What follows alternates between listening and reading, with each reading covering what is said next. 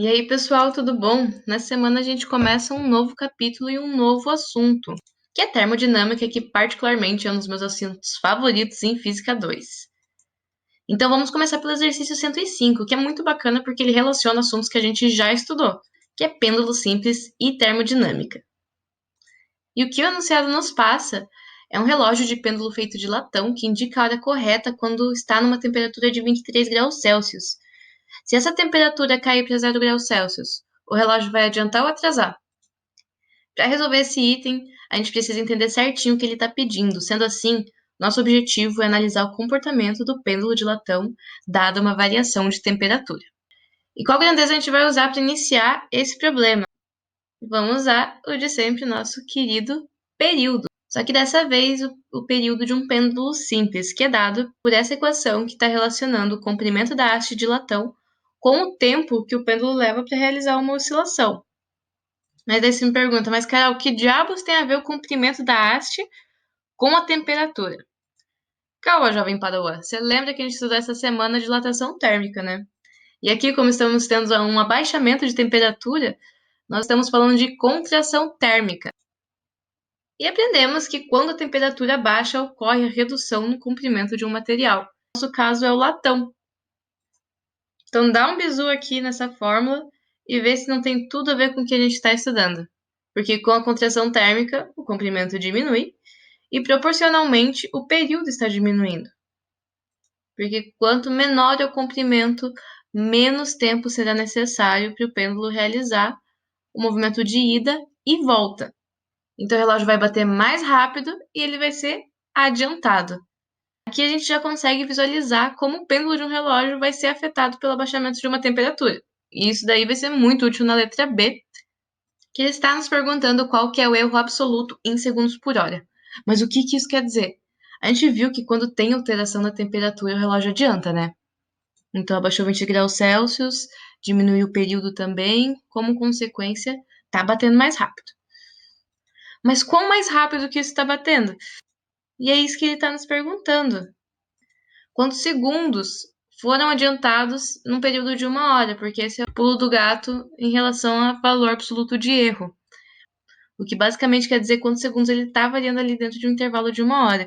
E a gente já vai utilizar esse conceito de erro. Mas antes a gente precisa relacionar a dilatação térmica com o período, pois nós temos duas situações aqui. Antes da alteração de temperatura e depois do abaixamento. E essa equaçãozinha é mamão com açúcar, a gente viu essa semana. A variação de comprimento de uma haste de latão é o produto do comprimento inicial pelo coeficiente de dilatação linear e a variação de temperatura. E tanto o coeficiente de dilatação linear dado por alfa e a variação de temperatura dada por delta-teta já são fornecidas pelo enunciado. O coeficiente de dilatação linear, pela tabela 18.2 do Halliday, nós temos que alfa igual a 19 vezes 10 a menos 6. E o enunciado nos falou que a variação de temperatura é 23 graus Celsius. Muita atenção aos sinais aqui, porque a nossa temperatura é negativa pelo abaixamento. De forma que antes da contração a gente tem um comprimento e depois dela a gente tem outro.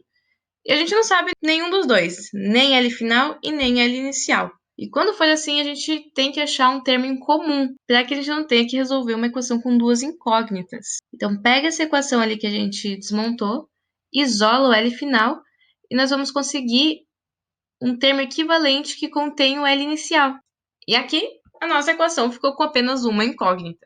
Então, agora é só substituir os termos, fazer a multiplicação e obtemos que o comprimento final é 0,9995 vezes o comprimento inicial. Ou seja, ele contraiu esse valor em relação ao comprimento inicial que o latão tinha. Agora, a gente já tem esse termo em comum, deixa separadinho na parte de dilatação térmica linear e vamos para a parte de período. E como a gente já estudou antes, o erro absoluto é a razão da diferença entre os períodos. E o período inicial, o resultado dessa divisão, nos dará o percentual de erro. E esse percentual de erro nada mais é do que a variação do período sobre o período inicial.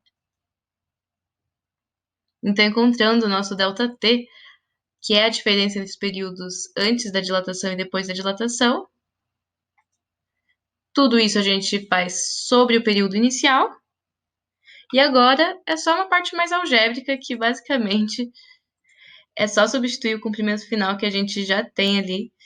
Vai ficar com essa carinha, agora a gente só tem uma incógnita que é muito melhor de resolver, né? E é só sair cortando as coisas nessa parte mais algébrica mesmo, de forma que obtemos que a variação percentual do período é de 1 menos raiz de dízima periódica de 0,999.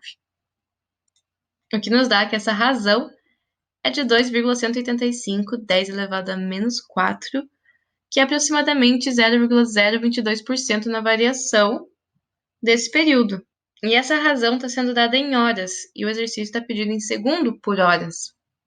Agora é só usar a nossa queridíssima regra de 3 para passar esse adiantamento para segundos.